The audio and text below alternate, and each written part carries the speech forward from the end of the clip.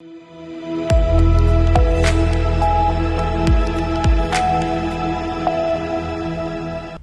मैं हूं रत्ना और आप देख रहे हैं सी न्यूज भारत। आई रुक करते इस खास खबर की ओर, जहां बता दें कि आज हनुमानगढ़ स्थित किसान भवन में भारतीय किसान यूनियन के नेता मंगेश चौधरी ने एक प्रेस वार्ता आयोजित कर जिले में चल रही प्राइवेट फाइनेंस कंपनियों की गतिविधियों पर गंभीर सवाल उठाए।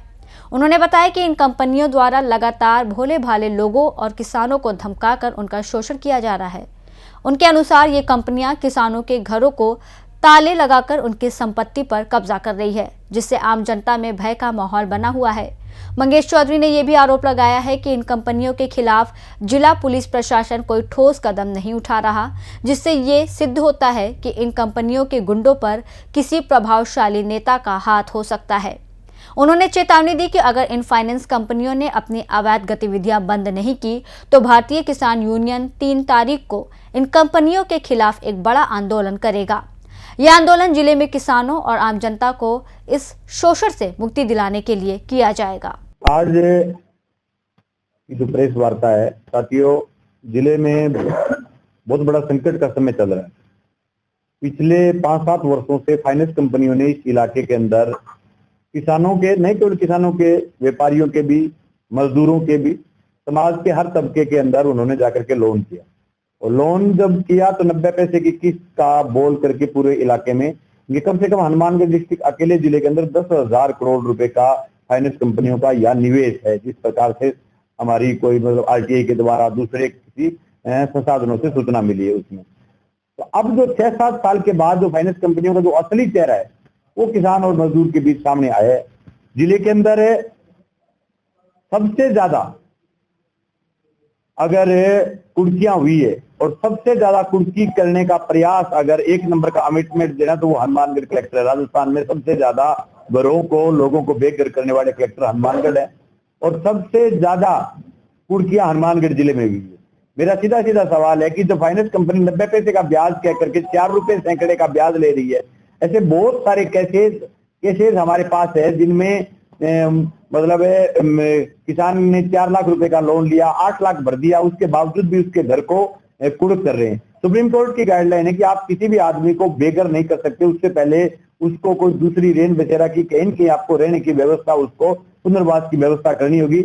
लेकिन माननीय कलेक्टर महोदय ने या सरफेसी कानून है उसमें किसी भी सरकारी बैंक का पैसा निकलवाने का प्रयास नहीं किया। ओनली प्राइवेट फाइनेंस कंपनी है, जो कि कोई बैंक नहीं है, कंपनी है, सीधी मतलब फाइनेंस की एक दुकान है, लूटने का मतलब डायरेक्टली कार्यक्रम है।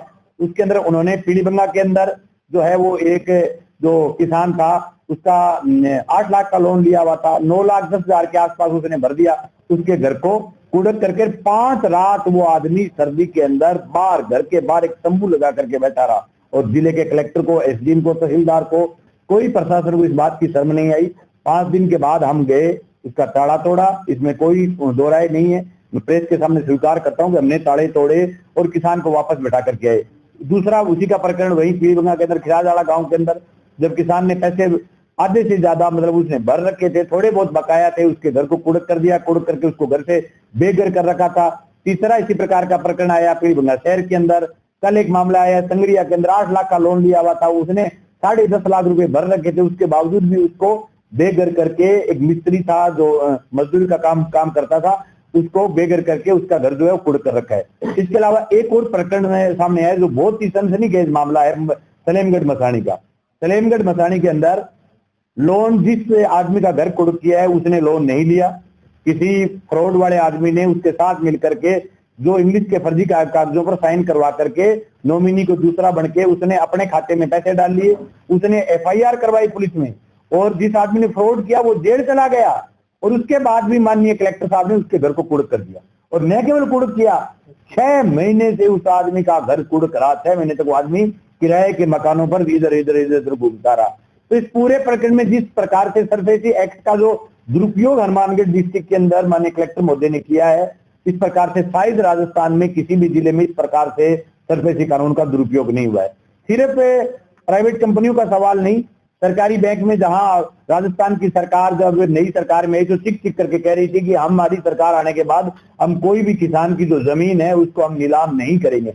हनुमानगढ़ में जब केंद्रीय सहकारी बैंक ने लोक काश्तकारों की जब कुर्की निकाली जब तमाम किसान साथियों ने उसका विरोध किया, किसान संगठनों ने विरोध किया, राजस्थान के भूतपूर्व मुख्यमंत्री अशोक गहलोत ने जब टैग किया, तो यहाँ के नेता, भूतपूर्व नेता प्रतिपक्ष और जो अपने आप में ये मानते हैं भी मैं ही सरकार हूँ, राजेंद्र राठौड़ ने प्रेस कॉन्फ्रेंस करके कहा जयपुर के अंदर कि हमने राजस्थान में एक विकास कार्य की जमीन को जो है वो नीलामी का नोटिस नहीं लगाया है, न हमने नीलाम किया है, और उन्होंने उसके बाद जो है उसको रद्द कर दिया था उस समय तो। लेकिन उस समय रद्द करने के बाद वापस उसी सहकारी जो बैंक है हनुमानगढ़ की, उसी बैंक ने फिर दोबारा किया। राजस्थान के भूतपूर्व मुख्यमंत्री अशोक गहलोत ने जब टैग किया, तो यहाँ के नेता, भूतपूर्व नेता प्रतिपक्ष और जो अपने आप में ये मानते हैं भी मैं ही सरकार हूँ, राजेंद्र राठौड़ ने प्रेस कॉन्फ्रेंस करके कहा जयपुर के अंदर कि हमने राजस्थान में एक विकास कार्य की जमीन को जो है वो नीलामी का नोटिस नहीं लगाया है, न हमने नीलाम किया है, और उन्होंने उसके बाद जो है उसको रद्द कर दिया था उस समय तो। लेकिन उस समय रद्द करने के बाद वापस उसी सहकारी जो बैंक है हनुमानगढ़ की, उसी बैंक ने फिर दोबारा किसानों की जो नीलामियां निकाली है, और नौर के अंदर मिलावाड़ी बास ने एक काश्तकार उसको इतना डराया कि तेरे को किसी भी संगठन के पास नहीं जाना है, तेरा तेरी जो जमीन है उसको हम बेच देंगे नीलाम करके। उसके 8 महीने से उसके खेत के अंदर बोर्ड लगा करके रहा। अब हम गए तो देखे उसके खेत के अंदर बड़े बड़े मतलब के वो सीढ़िए उगे हुए थे, खेत बंजर पड़ा था, आसपास की पूरी बुआई थी। हनुमानगढ़ से सीनू संवाददाता लखविंदर की रिपोर्ट। भाकियों के इस आंदोलन का उद्देश्य किसानों और आम जनता के अधिकारों की रक्षा करना है। अब देखना यह है कि प्रशासन इस मामले में क्या कदम उठाता है और क्या ये लूट और शोषण बंद होगा। इस खबर में बस इतना ही। देश और दुनिया की तमाम बड़ी खबरों के लिए देखते रहिए सी न्यूज़ भारत।